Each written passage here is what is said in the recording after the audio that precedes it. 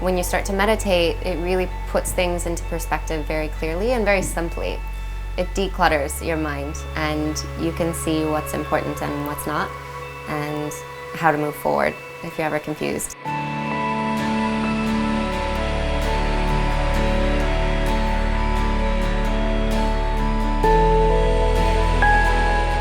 I remember my yoga teacher in college was this radiant, just glowing woman, and I just knew that there was something that she had experienced with the practice of yoga that I hadn't yet experienced, and I wanted that.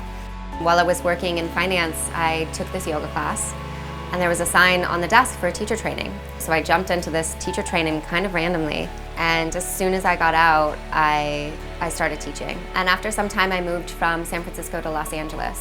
It was so attractive to me then because I was going through such a transition in my personal life that yoga was a way for me to build community and to feel like I was connected to something.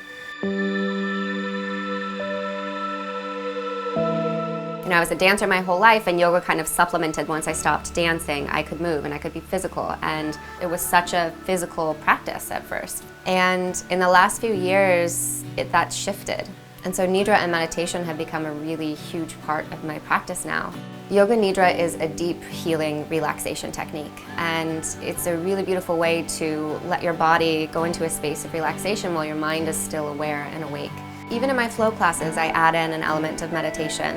Instead of Shavasana, I have my students sit at the end of practice and meditate now. And when I started teaching meds in my classes, I lost a few students. My classes got smaller, but now they're bigger than they've ever been. And people are stressed and they need a way to de-stress. People are anxious and they need a way to deal with that anxiety.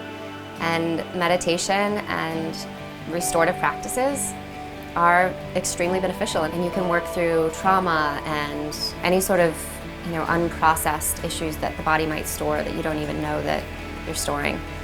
Meditating in groups it's really powerful because there's a moment when you can feel the drop, that everyone is in it, and it's such a beautiful space.